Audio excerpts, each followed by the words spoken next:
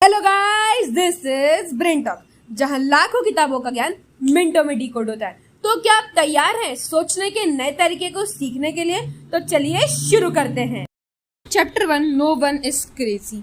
हर इंसान का पैसों को लेकर अपना एक्सपीरियंस होता है। जिस इंसान ने अपने पेरेंट्स को या उसने खुद ने अपनी बेसिक नीड्स, अपने स्किल डेवलपमेंट या एजुकेशन के लिए एक एक पैसा सेव करते हुए, स्ट्रगल करते हुए देखा है, उसका पर्सपेक्टिव पैसों के लिए अलग है। वही जिसे बचपन से ही जो चाहिए था, जब चाहिए था, उसे मिला है, तो उसके लिए पैसों का एक अलग पर्सपेक्टिव होगा। लोग चाहे कहते हो कि पास्ट मैटर नहीं करता, बट वो करता है। आज भी किसी को जज करने के लिए या आपस में लड़ाई होने पर हम पास्ट इंसिडेंट्स को उठाते हैं। वैसे ही अगर कोई इंसान एक ऐसे टाइम पे इन्वेस्ट कर रहा है जब उसका प्रॉफिट होना ही होना है, तब उसका रिच बनना इजी है, क्योंकि उसके पास्ट में किए गए इस काम की वजह से उसका फ्यूचर में बहुत ज़्यादा अच्छा सक्सेस रेट देखने को मिलेगा। बट वहीं अगर कोई एक बिल्कुल ही अपोजिट टाइम, फॉर एग्जांपल 2008 का फाइनेंशियल क्राइसिस, उस टाइम पर जब लोगों की सेविंग्स खत्म होने लगी थी, लोग बिल्कुल लॉस में जा रहे थे, कई लोगों के पास कुछ खाने पीने तक के पैसे नहीं बचे थे। और अगर ऐसे टाइम पर कोई इन्वेस्ट करने जा रहा है तो वो बहुत ज़्यादा उसे प्रॉब्लमेटिक सिचुएशन में डाल सकता है कई बार। बट ऐसा होता है कि इस वजह से लोग बिल्कुल सब कुछ खो बैठते हैं। बट कुछ लोग इस टाइम पर रिस्क लेना सोचते हैं। वो सोचते हैं कि शायद हम कुछ करने की कोशिश करें। कई लोग सोचते हैं कि हमारे पास खोने के लिए वैसे ही कुछ नहीं है, हम एक ट्राई तो कर ही सकते हैं। तो बहुत रेयर चांसेस होंगे कि उनका लक उनका साथ दे दे और उन्हें प्रॉफिट देखने को मिले। हालांकि इस रिस्क टेकिंग और लक के बारे में हम सेकंड चैप्टर में बात करेंगे। फिलहाल हम टॉपिक से हटते नहीं और उसमें बात करते हुए कहते हैं कि समय के हिसाब से हमें चलना पड़ता है। इसलिए किसी अमीर इंसान से एडवाइस लो, उसकी बातें सुनो, बट उसे ब्लाइंडली फॉलो मत करो। इसलिए नहीं कि वो गलत है, बट इसलिए क्योंकि इस जर्नी में उसका एक्सपीरियंस, उसके रास्ते बहुत अलग हो सकते हैं आपके द्वारा लिए गए रास्तों से। Luck and risk. सक्सेस सिर्फ मेहनत से नहीं आती, थोड़ी किस्मत भी जरूरी होती है। इस बुक में कहा गया है कि लक और रिस्क दोनों ही भाई हैं। जैसा कि हमने फर्स्ट चैप्टर में पढ़ा था कि investing at right time matters, वैसे ही अगर कोई ऐसे टाइम पर बॉर्न हुआ हो जब इन्फ्लेशन स्टेबल है, तब वो इन्वेस्ट कर सकता है, सेव करने के बारे में भी सोच सकता है। बट अगर कोई ऐसा टाइम जहां इन्फ्लेशन हाई रेट पर होगा, तब तो उसके लिए सेव करना बहुत डिफिकल्ट हो जाता है। फॉर एग्जाम्पल बिल गेट्स की स्टोरी, जैसा कि हम जानते हैं कि बिल गेट्स वो हैं जिन्होंने माइक्रोसॉफ्ट बनाया था, या हम कह सकते हैं कि माइक्रोसॉफ्ट का फाउंडेशन रखा था। बट वो एक ऐसे स्कूल में जाते थे जहां उन्हें कंप्यूटर अवेलेबल था। बट ऐसा सोचिए कि अगर वो किसी ऐसे स्कूल में जाते जहां कंप्यूटर अवेलेबल ना होते या उन्हें कंप्यूटर कभी पढ़ाया ही नहीं जाता, तो फिर तो उन्हें कंप्यूटर में कभी इंटरेस्ट ही नहीं आता और शायद हमें आज माइक्रोसॉफ्ट भी नहीं मिल पाता। तो लक तो जरूरी होता है, पर ऐसा नहीं कि अगर कोई ऐसा हो जिसके पास लक के चांसेस बिल्कुल ही नहीं है, तो वो रिस्क ना ले। अरे भाई, रिस्क लेना बहुत जरूरी होता है।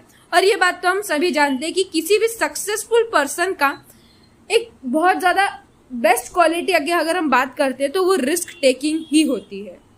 तो लाइफ में लक और रिस्क दोनों होते हैं, बट रिस्क को समझकर चलाना जरूरी होता है, वरना हम लक के ऊपर बैठ गए ना तो कुछ नहीं होगा। और ये तो हम सब जानते हैं कि कर्म करो फल की चिंता। Chapter 3, never enough. कई लोग जितना भी कमा ले उन्हें और चाहिए होता है, इस वजह से लालच उनका सब कुछ छीन लेता है। फॉर एग्जाम्पल रजत गुप्ता, जो कि गोल्डमैन सैक्स के सीईओ थे, वो एक मिलियनेयर थे, पर इनसाइडर ट्रेडिंग की वजह से जेल चले गए।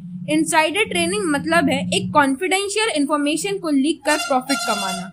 वैसे ये काम करके वो बिलियनर तो बन गए थे, बट उनके इस क्राइम का पता चलने पर वो और उनके साथी राजरत्नम दोनों जेल में गए। अपनी फ्रीडम, रिस्पेक्ट और पोस्ट सब कुछ खो दिया, सिर्फ एक लालच की वजह से। इसलिए जब जरूरत से ज्यादा लालच आ जाए तब सब कुछ खत्म हो जाता है। इंसान कभी भी सेटिस्फाई नहीं हो सकता। वो 1 लाख कमाना चाहता है, फिर 1 लाख से 10 लाख और फिर करोड़ों में खेलना चाहता है। इसलिए उसे कभी भी सेटिस्फेक्शन नहीं मिलता, वो कहीं पर भी शांति नहीं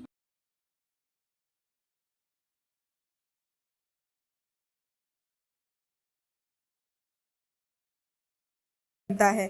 इसका सबसे अच्छा एग्जाम्पल है वॉरेन बुफेट, जिन्होंने 60 की उम्र में 1 बिलियन कमाए थे। वो भी 10 साल की उम्र से सेव करने के बाद। वो धीरे धीरे सेव करते गए और उनका 1 बिलियन का अमाउंट उन्होंने इकट्ठा कर लिया।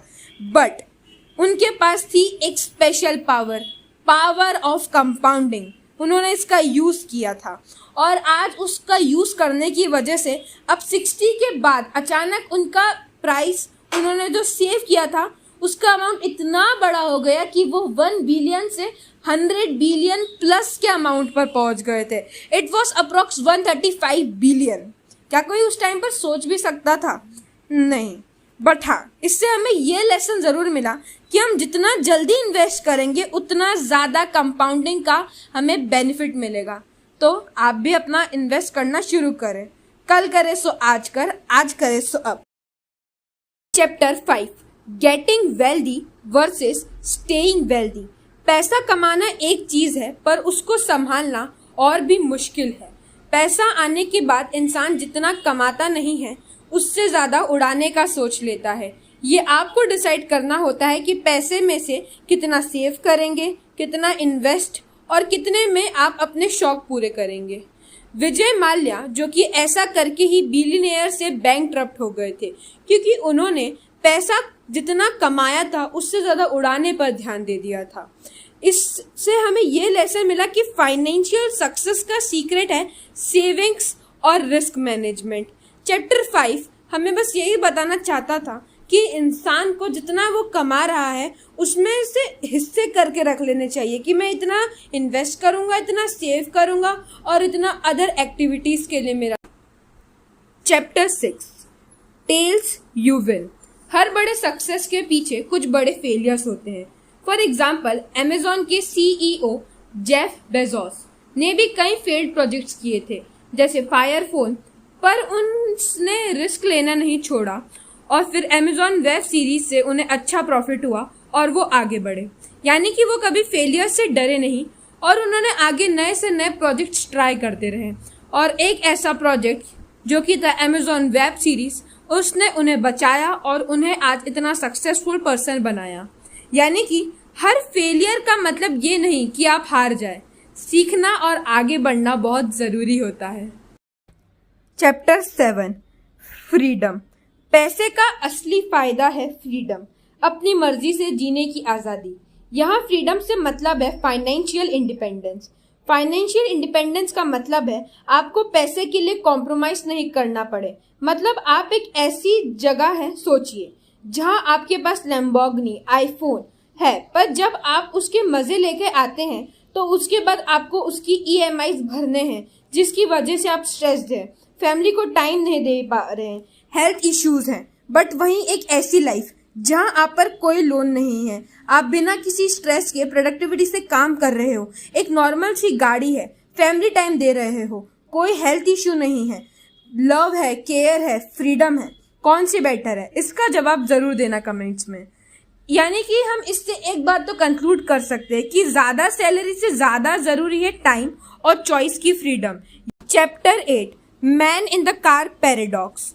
ये तो हम सब जानते हैं कि हम इंसानों की रिस्पेक्ट कभी नहीं करते बल्कि उसकी पोस्ट की करते हैं। अगर आज हमें कोई कुछ करने को कह दे या 2 बातें सुना जाए, हमें पसंद नहीं आएगा, बट वही हमारा बॉस हमें डांटे तो हमें सुनना पड़ता है। क्यों? क्योंकि हम उनकी रिस्पेक्ट करते हैं? बिल्कुल नहीं, बल्कि हम उनसे पैसे चाहते हैं। हम उनका काम करेंगे, उनकी 2 बातें सुनेंगे तो वो हमें पैसे देंगे जिससे हमारा घर चलेगा। तो जो इंसान महंगी कार चलाता है, लोग उसे एडमायर नहीं करते बल्कि उसकी कार देखते हैं। इसलिए दिखावे पे नहीं बल्कि कमाने के बाद अच्छी लाइफ पर ध्यान दो। अपने लिए कमाओ, दूसरों को दिखाने के लिए नहीं। Chapter 9, wealth is what you don't see. असली अमीरी वो है जो आपके इन्वेस्टमेंट्स में है, ना कि सिर्फ दिखाने वाली चीजों में। ये बिल्कुल पिछले चैप्टर जैसा ही है। यहाँ पर भी वही बात है, दिखाने पर शो ऑफ करना छोड़कर सेविंग्स करो और बेटर फ्यूचर के लिए प्लान करो। स्मार्ट लोग अपनी स्पेंडिंग को कंट्रोल करके अमीर बनते हैं। तो अपनी कंट्रोल करने की पावर बढ़ाओ, अपने माइंड को कंट्रोल करना सीखो, अपनी इच्छाओं को थोड़ा दबाओ और आगे। Chapter 10, save money. कमाना जरूरी है पर उससे भी जरूरी है सेव करना।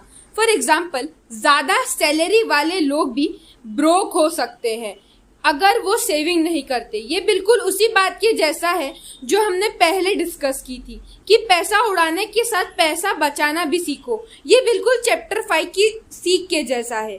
एक बहुत ही फेमस लाइन है, बताता हूँ। कमाओ डॉलर्स में, बट उड़ाओ रुपीज में। कम खर्च करो और ज्यादा सेव करो। इस लाइन का मतलब ये